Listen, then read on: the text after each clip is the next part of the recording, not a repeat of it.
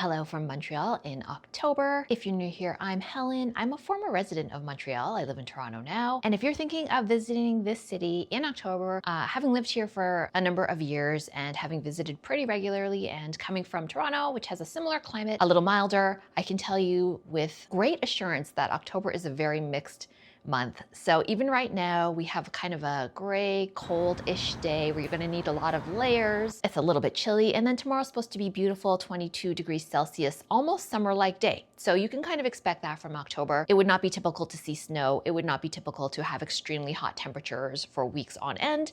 What you'll have is a lot of fluctuation in the weather. I'm staying at the lovely ApartHotel Prince Arthur, which is an apartment hotel, almost like an Airbnb type concept, but it is just apartments dedicated to visitors, which is kind of nice. Let me just show you around really quick. So if you're staying here at the ApartHotel Prince Arthur, this is what you can expect. We got the 2-bedroom, I think it's called the 2-bedroom deluxe.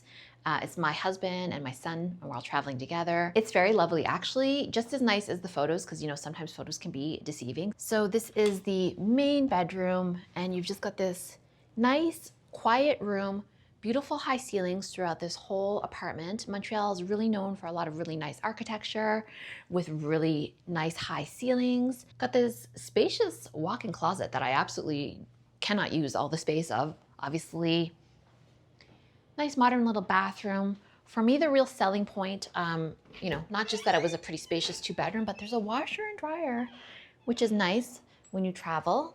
It lets you travel a lot lighter. There's a 2nd bedroom here. So this is the 2nd bedroom area, which is not a fully enclosed bedroom, but I think that's good enough. And it's spacious. There's quite a distance from that 1st bedroom to over here, which is the main living and dining area. It's all done up in like millennial gray, nice marble counter, tasteful furnishings. It's clean. It's got the full kitchen with the microwave, the dishwasher even, oven, all the things you might need. Coffee maker, coffee, of course, essentials, a toaster. And then over here is just this nice tidy little seating area. And then let's have a look at the street view. So this is a pedestrianized street. So this street is closed to traffic. Across the street is what you would call a dépanneur, which is like a convenience store or a corner store. So my husband's already popped in there to get some milk this morning. A Venezuelan arepa place, which we will try and check out because I love Venezuelan food. And yesterday this was very hopping. So there is a very busy club right there. So it's loud in this part. Back in the bedroom, it's not so bad. But if you're here on the weekend, be advised that there was like a lineup out the door as we arrived here at 10 o'clock yesterday, and it was hopping. And then at 2:45, I would say that people finished clubbing and I could just hear them. I was kind of in and out of sleep. And they were out here like snacking on things and making a mess, basically. So that is the little apartment tour. Okay, so if you've never been to Montreal and you are nervous because you are not a French speaker, you don't need French. I lived here for years. I am not a Francophone, I'm an Anglophone. I had some French. I learned more French when I had French-Canadian coworkers, but typically I would only speak English when I was in the shops, and I will tell you how to deal with that. Okay, so Niall just popped into the dépanneur across the street, and he got this baguette, which is still nice and warm, so that's nice and fresh. The bread in Quebec is very good. Even like your basic sliced bread is typically a lot better than what I would get anyway back at home in Toronto. And then, yeah, just little bits so we can have a breakfast here. So just to address the French versus English thing and how it feels kind of awkward, like you feel like you should be speaking French, if you can speak French, or you should be trying at least. What I would typically do is if I would walk into like a store or a restaurant, they would say bonjour and I would say bonjour, hello, and then they would know right away that I'm an Anglophone. And so that was just like the subtle little cue that I used to use and that I picked up from a friend actually that is from here originally, because I'm not from Montreal, even though I did live here. I did live here and worked here as a tech worker in the early 2000s. So once I would say that, they would switch into English. And frankly, even when my French did get better, they would often just switch into English anyway, as if you've traveled a lot, you know that people will do when you're trying to speak, but they often do appreciate the gesture, no less.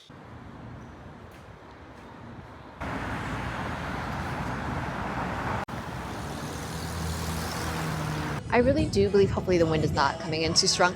I really do believe that if you're North American, if you had to choose between Toronto and Montreal, this is a much better city to visit if you have to pick one in Canada. It's just very unique. The architecture, obviously there's the culture and the language aspects. It's very, very beautiful. I've been to most of Canada's big cities, and I still think that this is the most beautiful one. Now, if you are from Europe, I'm not sure that this will be as impressive architecturally speaking, but it still is an awesome city to visit. But I'm just saying, like, in North America, this is very unique. There is no city like it. Saturday here, Saturday morning, so there's lots of tourists, but it's not like super crowded or anything. And the weather is definitely chilly. I needed this jacket in contrast again to tomorrow, which is supposed to be very sunny and summery. This is kind of like a mall slash office building complex that we're just stepping into to look for a washroom. Let me flip you around, you can have a look.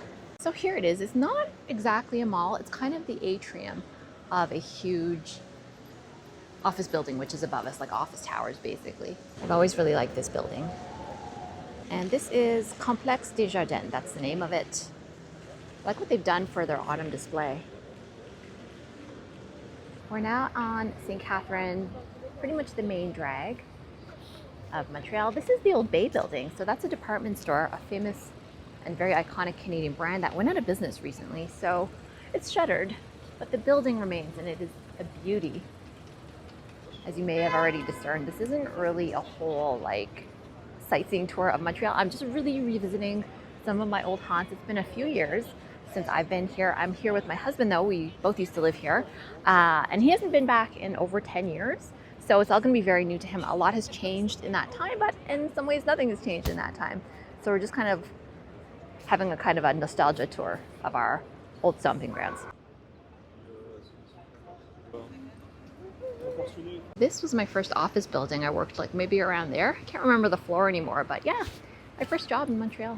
My first job out of university was here, and this is called Shaughnessy Village. The area that we're coming into was also the area that I lived in, so maybe we will pass my old apartment building as well. Now, one thing I have noticed about this area is a lot more run down. Not as nice as it used to be when I was here, and it's definitely changed a lot. Underneath my office building was this little mall called Le Faubourg. I don't even know if you would call it a mall, like a two-story building full of shops and stuff like that, which it still is. Gosh, we used to get the most fabulous lunches down here. And it's still like lots of little food shops and stuff. It just is quite different from how it used to be. Also lots of road work going on in St. Catherine, so it's been actually very quiet on this street. Some of these shops were here years ago, including this really iconic Montreal restaurant. It's a Mexican restaurant. We used to eat there all the time. The Three Amigos, right there.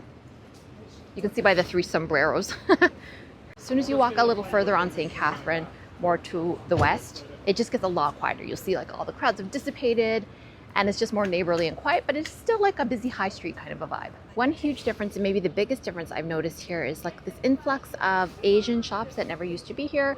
This is like a little grocery store that's Korean and Japanese, and then that side is an all-you-can-eat Korean barbecue, and then there's like other Chinese and Korean restaurants, which is kind of a slightly unusual combination. Usually like you'll have a Koreatown, you'll have a Chinatown. Sometimes the Vietnamese businesses are mixed in with the Chinatowns, but you don't usually see like Korean, Japanese, Chinese, and Viet all together in a neighborhood. So that's changed. This back here was my favorite restaurant. It used to be called Soups and Noodles. It's now called Nui Star. And I used to be there like every week getting Chinese food, Cantonese, Canadian food. They changed ownership, but I think that they've kept the menu exactly the same, but I will not be eating there today. Maybe another time. You'll see behind me though, like lots of boarded up storefronts. You know, this area is not as robust as it used to be, and this is not supposed to be some sort of dereliction tour of the city, but I'm getting lots of memories, and I'm now looking at my old apartment building. There it is. I used to live up there, and there's a radio station in it, and then my husband was working at the radio station for a time, so that's funny. My old grocery store was right there, and now it's become a Hyundai dealership. And then, so Montreal means, you know, Mount Royal. So that's the mount part up in the distance. It goes upwards that way, a hill up there. Okay, Niall decided to pop in and order himself a fried rice. He's on the inside there from the Soups and Noodles that is now Nui Star, and then they still are making some of my favorites. Oh my gosh, this General Tao was to die for back in the day. Just as I wait here for Niall's fried rice to get finished being made, I don't exactly know why this old neighborhood of mine got quite as run down as it is. I know that a lot of people I knew from the neighborhood left. They moved on.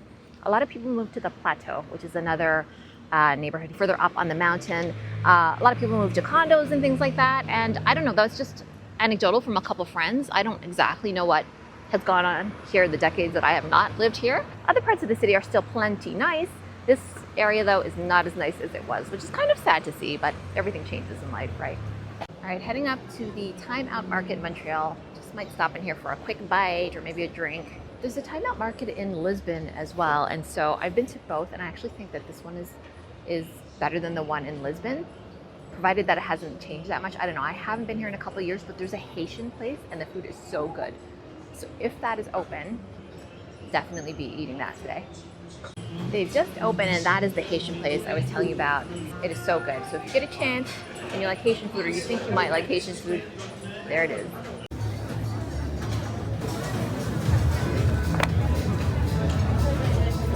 All right, that is a real poutine. I don't know how well you'll be able to hear me, but this is the Haitian food I was telling you about. It is so good. It's a small chicken, rice and peas, a bit of a coleslaw, and this Toussaint-like plantain. So good. And then what Helen over here is having is Portuguese style roast chicken, a bit of salad, and he's having a poutine as well. And it's all so good, but this place is pricey, I will say. Just spotted this beautiful Day of the Dead art installation. How inventive, look at this. What a fun little spot. I love that there's so many like public art installations in Montreal. Really add something. Fête des Morts. Dia de los Muertos, so Day of the Dead. We're now up on Sherbrooke, which is basically where the McGill campus starts, which is just like on that side of the street pretty much. So you'll see this beautiful old building here behind me. This is McGill, which is basically one of the Ivy Leagues of Canada. And it's just wonderful and lovely to walk up this way. That's one thing Montreal has going for it that Toronto doesn't. It's much more walkable. Things are much closer. So in a day, you can see a lot of the city on foot. Sherbrooke is also the street that's got all the museums, and to my mind is one of the most elegant streets, maybe in the entire country. It's definitely worth having a walk around if you come to visit. And you know what? Sun's out and the weather's actually very pleasant now.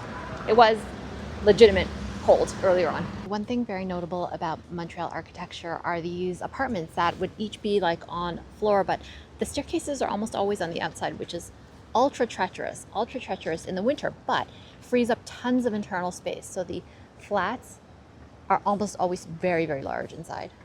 We're just hitting up our local little grocery store here, Provigo, just to grab some basic supplies from this little city grocery store. I love these little kind of stores. All right, in we go. Got these cute little Halloween nut-free cupcakes, so we're gonna grab these. I was hoping to find tarte au sucre, which is a sugar pie. Let's see if we can find it. Okay, I didn't find the tarte au sucre, but I did find these galettes, which are these huge cookies I've only ever seen in Quebec. I've never seen these elsewhere. They're gigantic. They're like as big as my hand, so I'm getting that. Right, we've walked in a complete rectangle now, and we're sort of back where we started. There's like a very energetic vibe, being that it's a Saturday. It's a lot of fun in this city, and you can really feel that, especially as compared to Toronto, which feels much more, I guess I'm going to use the word uptight. When I used to work here, people used to rib me endlessly from being from Toronto. They just thought I had no chill, right? That's what we're known for in Toronto. And then another thing, they always used to ask me how I said Montreal, because they were always trying to teach me. And I did say it correctly back then, because my parents say it correctly, but a lot of people say Montreal. It's not like Montreal. It's almost more like M-U-N, like Montreal, like the way you would say monkey. It's more like that. Just like you wouldn't say monkey or Monday, right? So that's a real telltale sign whether someone's a Montrealer or not. I'm not saying my pronunciation is perfect, but I think I'm pretty close. And I should be after the hazing I went through back in the day. All right, I'm gonna leave it off there. Thank you so much for joining me on this day of walking around. This area is very full of construction as well. We're back on Saint Laurent. Heading back, I've got my huge oatmeal cookies, so everything is good. Who cares about anything else? Thanks for watching. We'll see you in the next video.